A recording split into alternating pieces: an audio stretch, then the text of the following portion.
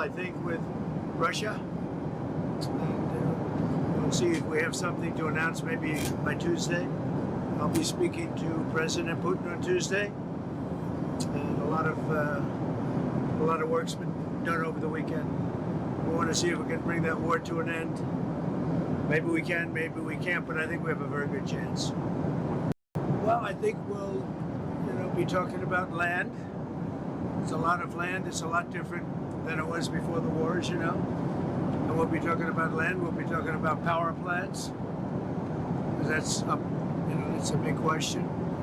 But I think we have a lot of it already discussed very much by both sides. You'll ask him. Ukraine and Russia. You'll ask him. We're already talking about that, dividing up certain assets. Yeah, and they've been working on that.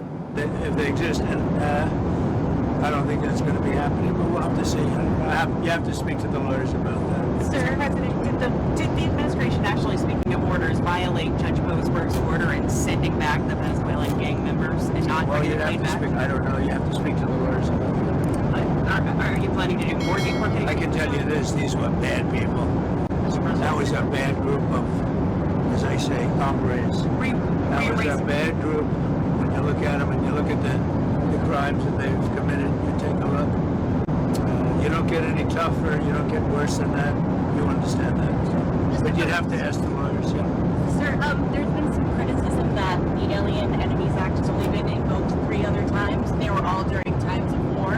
Do you feel that you're using it appropriately right now? Well, this is a time of war because Biden allowed millions of people, many of them criminals, many of them at the highest level. They emptied jails out. Other nations emptied their jails into the United States. That's an invasion. And these are criminals, many, many criminals. Murderers, drug dealers at the highest level, drug lords, people from mental institutions. That's an invasion.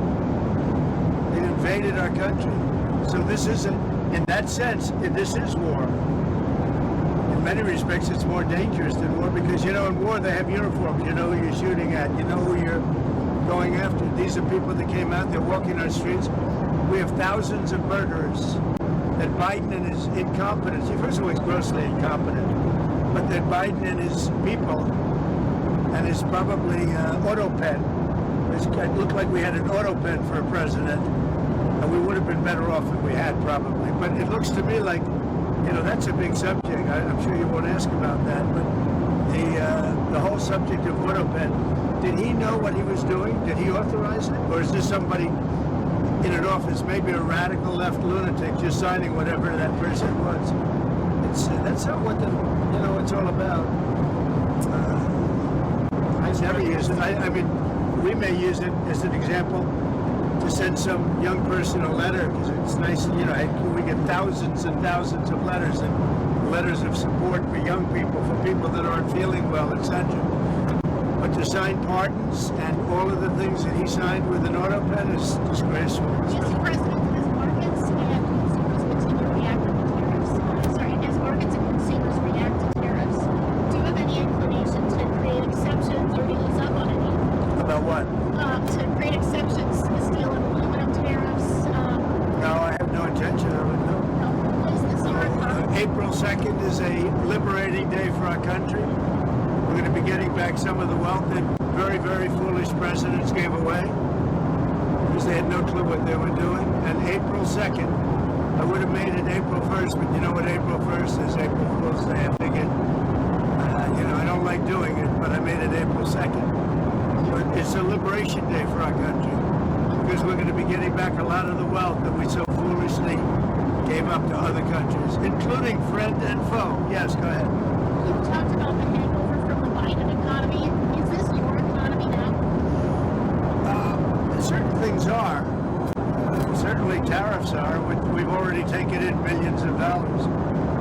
We've taken in already billions of dollars, and we haven't even really started the program other than certain areas, certain pinpointed areas, as you know. Many billions of dollars have already come into our country. The big money is coming in on April 2nd, from April 2nd. But I will tell you what is part. When I took it over, eggs were through the roof, and now eggs are down 35% over a short period of time. gasoline, energy is down, way down. Oil is down to $65 a barrel.